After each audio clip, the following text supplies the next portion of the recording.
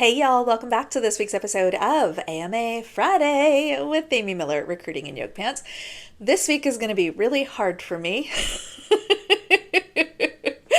I look, I don't want to pass judgment here. I don't want to make anybody feel bad. I'm going to try really hard to be Switzerland because this is hard. I have my own personal thoughts, feelings, and opinions about it, but I just want to give you the facts.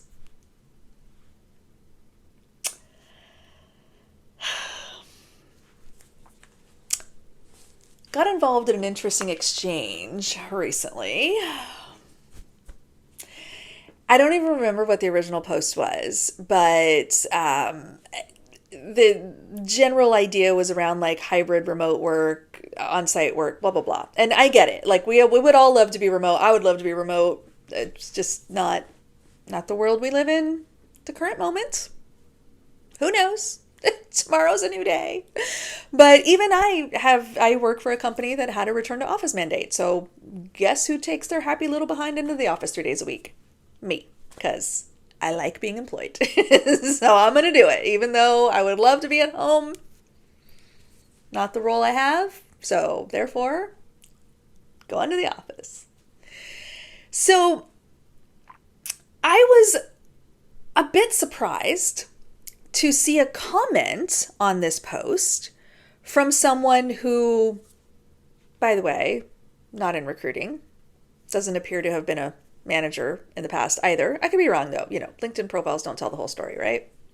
But I think this is someone, it's safe to say, based on the information available to me, doesn't know how hiring works, at least not in great detail and depth. This person said, more or less,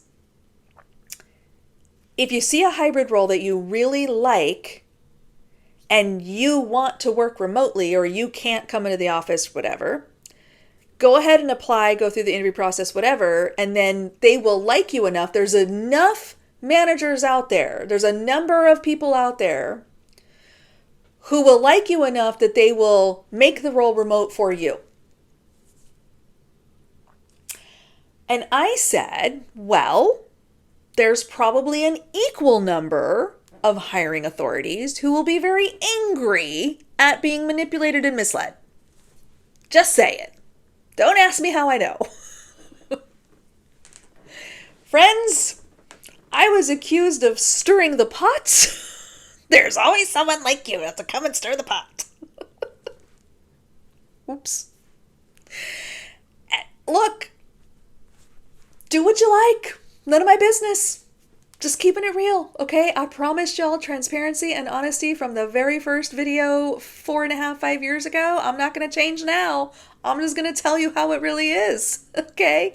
And how it really is in this market, if you lie on your application and furthermore lie throughout the actual interviewing process, I don't know any managers who are going to feel good about continuing forward with your candidacy and ultimately making you an offer, especially if it requires them to jump through significant hoops to overturn company policy for you.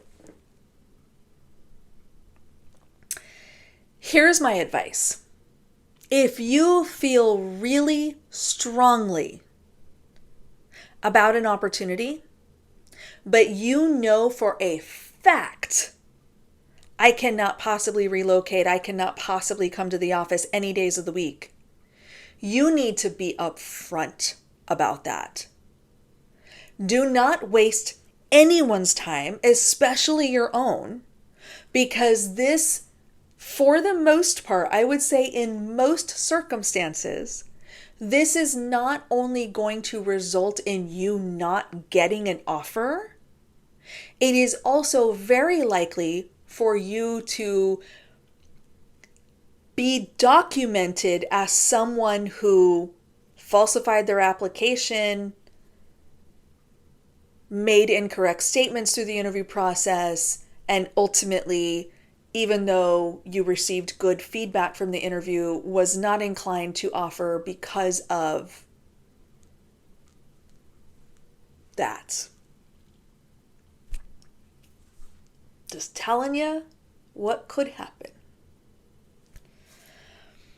Now, I have seen situations where someone did honestly say, I could consider relocation for the right opportunity. I may be able to come on site in a hybrid capacity. And we get through the interview process, and you may decide, you know what, this role's not that great. For what you're paying, for the work I would have to do, whatever, like, that's okay. You can change your mind, or you can make the decision that's best for you based on data that you have also collected. Here's where it gets tricky. Interview process, two-way street, everybody's collecting data, okay? The hiring teams are collecting data to see if they want to make an offer. You are also, as the job seeker, collecting data to see, is this job right for me? Would I exchange my labor, mental or physical or whatever, for what they're paying? Can I do it in the location they want me to do it in? That is okay.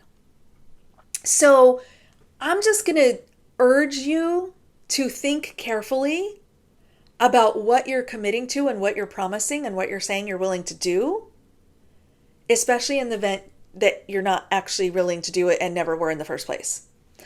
I've also seen situations where someone's life circumstances has changed. Okay, they were trucking along, going through the interview process, ready to relocate, ready to make the move for the right job, and then a catastrophic something happened in their life. You know, a kid fell ill or a spouse left them, or who knows. I've seen lots of things over the years that have caused people's career trajectory to just halt. I get it. Life happens. And we can be empathetic to those changes, and we can be understanding of those pivots. That's fine.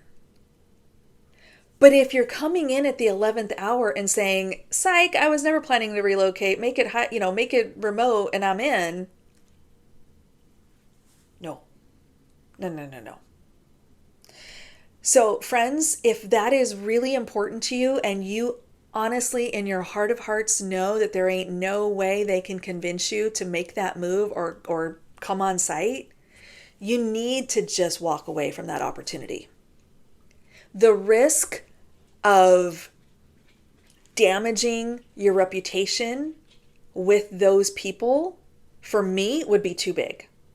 This is where I'm speaking to you as an occasional job seeker, okay? Because I look at interviews. This is a little sidebar for you, okay? When I think about interviewing or applying to roles or whatever, if I'm applying, it's because I'm interested in the job. Like I don't apply to jobs that I could not see myself potentially doing. I'm not one of those like just randomly apply to everything and see what happens. I'm much more strategic than that. That's just me. Active job search or not, like I'm just not. I don't like wasting my time. Filling out applications is a lot of work. I'm not doing it unless I really want the job. So, that said, I look at this as a networking opportunity. Connecting with the recruiter. That's somebody I maybe want to, keep in my pocket for future opportunities. Connecting with hiring leaders or other people who could potentially be peers. I'm hopefully going to get a good rapport with them. And even if I don't get that job or take that job, can we still stay connected? Most of us are probably not going to retire from the company we're at today. So every one of those interview touch points is an opportunity to add someone to your network. Why would I want to risk lying or attempting to manipulate or game the system? Because all that stuff's going to be documented. You think the recruiter's not going to type that into the ATS? I promise you they probably are. So have an honest, transparent conversation up front about whether or not you can potentially relocate or could potentially work a hybrid model. They're probably going to try to pin you down on that. Like, this role is 100% on site. I need to know that you're going to make that move. I need to know that you're going to commit to that if we get to offer. My advice, answer honestly. I'd rather walk away from an opportunity before I get super invested and risk burning that bridge than assuming that I will somehow be able to manipulate someone and bend them to my will, especially if they have a specific company policy around return to office, work from home, work remote, work hybrid, whatever. Just something for y'all to think about.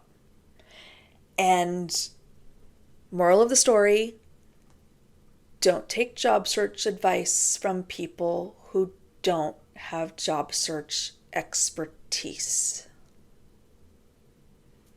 All right, friends. Hope that gave you something to think about. Happy to answer any questions down below. Drop a comment. I'll read them all. And we'll see you next week.